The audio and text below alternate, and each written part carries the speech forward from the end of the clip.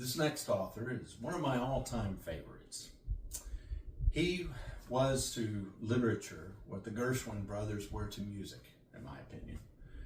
Without him, there would be no H.G. Wells, Robert Heinlein, Ray Bradbury, Rod Serling. But his sphere of influence went well beyond that. And I'm speaking, of course, of Edgar Allan Poe. He's associated with the horror genre, but this poem is actually a love poem when you listen, and dedicated to all of those forlorn lovers out there. Edgar Allan Poe's The Raven. Once upon a midnight dreary, while I pondered, weak and weary, over many a quaint and curious volume of forgotten lore, while I nodded, nearly napping, suddenly there came a tapping, as if someone gently rapping at my chamber door. "'Tis some visitor," I muttered, tapping at my chamber door. "That it is, and nothing more." Distinctly I remember, it was in the bleak December, when each separate dying ember wrought its ghost upon the floor. Eagerly I sought the morrow, vainly I'd sought to borrow from my books surcease of sorrow for the lost Lenore, the rare, radiant maiden, whom the angels name Lenore, nameless here forevermore. And the silken, sad, uncertain rustling of each purple curtain thrilled me, filled me with fantastic terrors never felt before, so that now, to still the beating of my heart, I stood repeating, "'Tis some visitor entreating entrance at my chamber door, some late visitor entreating entrance at my chamber door. That it is, and nothing more."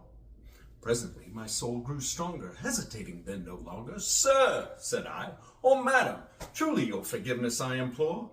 But the fact is I was napping when so gently you came rapping, and so faintly you came tapping at my chamber door, that I scarce was sure I heard you." Here I opened wide the door.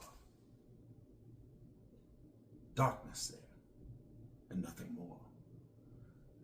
Deep into the darkness peering, long I stood there, wondering, fearing, doubting, dreaming dreams no mortal ever dared to dream before. But the silence was unbroken, and the stillness gave no token. And the only word there spoken was the whispered word, "Lenore?" This I whispered, and an echo murmured back the word, "Lenore." Merely this, and nothing more.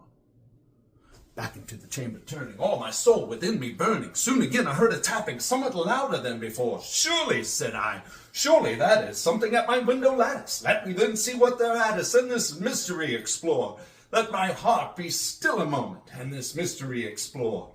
'Tis the wind, and nothing more."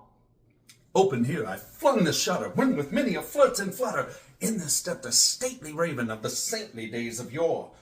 Not the least obeisance made he, not a minute stopped or stayed, but with mien of lord or lady, perched above my chamber door, perched upon a bust of Pallas, just above my chamber door, perched and sat, and nothing more. Then this ebony bird beguiling my sad fancy into smiling, by the grave and stern decorum of the countenance it wore. "Though thy crest be shorn and shaven, thou," I said, "art sure no craven, ghastly, grim, and ancient raven, wandering from the nightly shore. Tell me what thy lordly name is on the night's plutonium shore." Quoth the raven, "Nevermore." Much I marveled this ungainly vow to hear discourse so plainly, though its answer little meaning, little relevancy bore.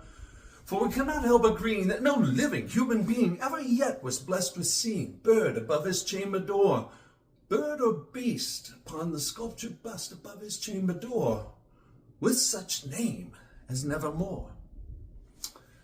But the raven, sitting lonely on the placid bust, spoke only that one word, as if his soul in that one word he did outpour. Nothing farther than he uttered, not a feather than he fluttered, till I scarcely more than muttered, "Other friends have flown before. On the morrow he will leave me, as my hopes have flown before." Then the bird said, "Nevermore." Startled at the silence broken by reply so aptly spoken, "Doubtless," said I, "what it utters is its only stock and store. caught from some unhappy master, whom unmerciful disaster followed fast and followed faster, till his songs one burden bore, till the dirges of his hope that melancholy burden bore, of never, never more. But the raven, still beguiling all my fancy into smiling, straight I wheeled a cushioned seat in front of bird and bust and door. Then upon the velvet sinking, I betook myself to linking fancy unto fancy thinking what this ominous bird of yore, with this grim, ungainly, ghastly, gaunt, and ominous bird of yore, meant and croaking nevermore. This I sat engaged in guessing, but not a syllable expressing to the fowl whose fiery eyes now burned into my bosom's core. This and more I sat divining, with my head at ease reclining on the cushion's velvet lining at the lamplight gloated o'er, but whose violet velvet lining the lamplight gloated o'er, she shall press, nevermore.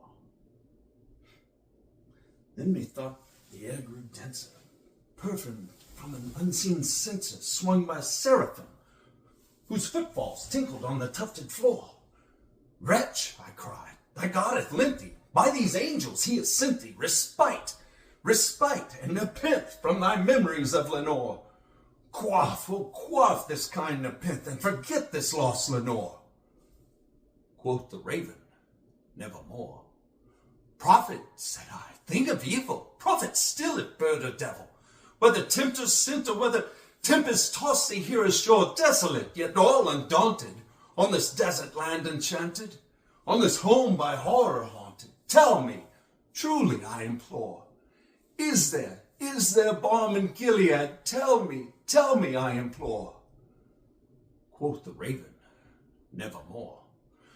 Prophet, said I, thing of evil, prophet still if bird or devil, by that heaven that bends above us, by that God we both adore, tell this soul with sorrow laden, if within the distant Aden it shall clasp a sainted maiden, whom the angels name Lenore, clasp a rare and radiant maiden, whom the angels name Lenore. Quoth the raven, nevermore. Be that word our sign of parting, bird or fiend, I shrieked upstarting, get thee back into the tempest and the night's plutonium shore. Leave no black plume as a token of that lie thy soul hath spoken. Leave my loneliness unbroken, quit the bust above my door. Take thy beat from out my heart, and take thy form from off my door. Quoth the raven, nevermore. And the raven, never flitting, still is sitting, in a pallid bust of Pallas just above my chamber door. And his eyes have all the seeming of a demon's that is dreaming. The lamplight over him streaming throws his shadow on the floor. My soul from out that shadow that lies floating on the floor shall be lifted nevermore.